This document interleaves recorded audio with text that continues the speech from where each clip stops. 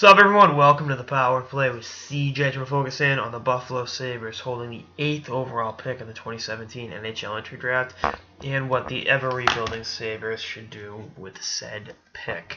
Obviously, they've amassed an amazing group of young forwards, starting with Jack Eichel, and you look at, Reiner and Nylander's, and coming up, and there's plenty of reason to be excited. But they need some help on defense. Rasmus Ristolainen, I think, is very good, but he can't do it by himself, and they really need to do more, I think, to infuse, young talent on defense the way they have up front. Enter the 2017 draft. You look at where they're picking. There'll be one of two really, really good defensemen there. Either Cale Makar or Timothy Liljegren will be there. Both are good puck movers. Both are, coveted righty shots.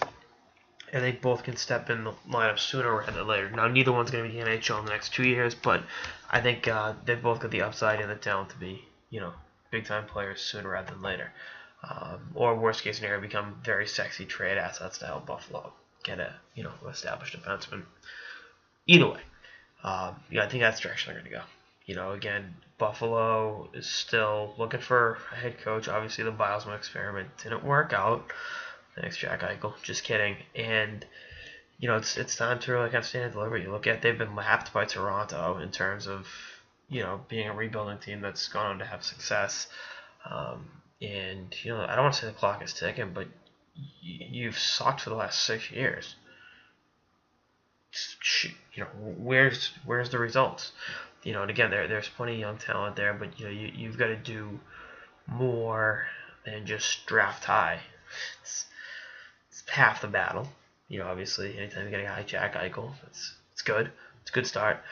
But you've also got to, go to the next level. So we'll see what happens the next few weeks and months as they continue their, organizational rebrand, if you will. This is also a pick that could be flipped. I talked about them drafting. I just alluded to the possibility of them drafting, a Cale Makar or a Timothy Liljegren, and then down the line flipping one of them for a more established player. They could just flip this first round pick for a more established, veteran defenseman. I'm not saying Cam Fowler's worth the 8th pick, especially in his walk year, but something along those lines that can be kind of worked out, particularly with the expansion draft coming in and kind of screwing everything up. So we'll see what happens. Anyway, that's all I got this episode of the Power Play with CJ. Stay tuned for episode to the season and beyond. Later, guys.